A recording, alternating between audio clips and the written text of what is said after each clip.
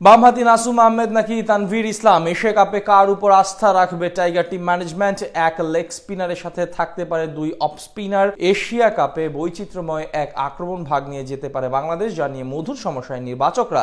সেখান থেকে এশিয়া কাপে কেমন হতে পারে টাইগারদের স্পিন বিভাগ, জানবো রিপোর্ট। সংযুক্ত আরব আমিরাতের মাটিতে বরাবরই পেসারদের তুলনায় স্পিনাররা বাড়তি সুবিধা পেয়ে থাকে। বিশেষ করে যারা বুদ্ধি খাটিয়ে জায়গা মতো বল করতে জানেন তারাই সেখানে রাজত্ব করতে পারবেন। সেই কথা চিন্তা করে আগামী এশিয়া কাপের জন্য শক্তিশালী স্পিন বিভাগ তৈরিতে মনোযোগী টাইগার নির্বাচকরা। টুর্নামেন্টে বাংলাদেশের গ্রুপ পর্বের সবগুলো ম্যাচ অনুষ্ঠিত হবে আবুধাবির জায়েদ ক্রিকেট স্টেডিয়ামে। সেখানে টি-20 ফরম্যাটে সেরা 5 উইকেট শিকারীর মধ্যে 3 জনই স্পিনার। এখান থেকে পরিষ্কার এই মাঠে যে কোনো প্রতিপক্ষের বিপক্ষে স্পিনাররা বড় ব্যবধান গড়ে দিতে সক্ষম।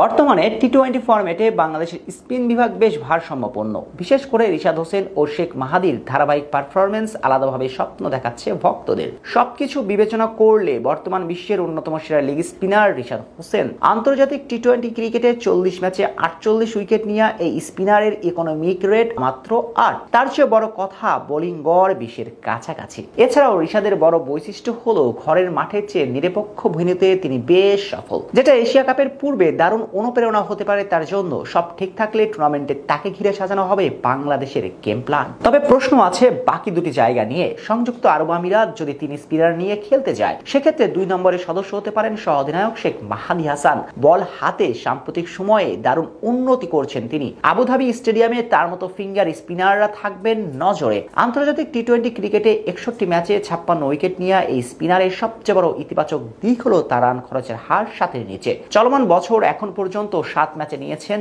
10টি উইকেট। তাই স্বাভাবিকভাবে তার উপর বড় দায়িত্ব থাকবে এশিয়া কাপে। এই দুজনের সাথে বাকি একটি পজিশন নিয়ে মধুর সমস্যায় নিয়েছে নির্বাচকরা। সেখানে নাসুম আহমেদের সঙ্গে তানভীর ইসলামও আছেন আলোচনায়। যদিও অভিজ্ঞতা ও ফর্মের বিবেচনায় এখানে নাসুম এগিয়ে রাখছেন ক্রিকেট বিশ্লেষকরা। সর্বশেষ পাকিস্তানের বিপক্ষে 1 ম্যাচে 2 উইকেট শিকার করেছিলেন তিনি। তাছাড়া এশিয়ার কন্ডিশনে তার ইকোনমিক রেট 7-এর নিচে এবং বোলিং গড় মাত্র 18। বোলিং এর পাশাপাশি ব্যাটাতেও বেশ কার্যকরী এই বামহাতি ব্যাটার। তবে সাম্প্রতিক সময়ে ঘরোয়া লিগে নিয়মিত পারফর্ম করে তানভীর ইসলামও নিজের সামর্থ্যর প্রমাণ দিয়েছেন। এমনকি শ্রীলঙ্কার বিপক্ষে সর্বশেষ ওয়ানডে সিরিজে 3 ম্যাচে 7 উইকেট নিয়ে তাক লাগিয়ে দিয়েছিলেন। তবে দলের অবস্থা এবং অভিজ্ঞতার বিবেচনায় নাসুম শেষ পর্যন্ত আরব আমিরাতের টিকিট পেতে পারেন। অর্থাৎ এখন এটা পরিষ্কার যে একজন লেগ স্পিনারের পাশাপাশি একজন করে অফ এবং লেগ উভয় ধরনের স্পিনার নিয়ে খেলতে যেতে পারে বাংলাদেশ।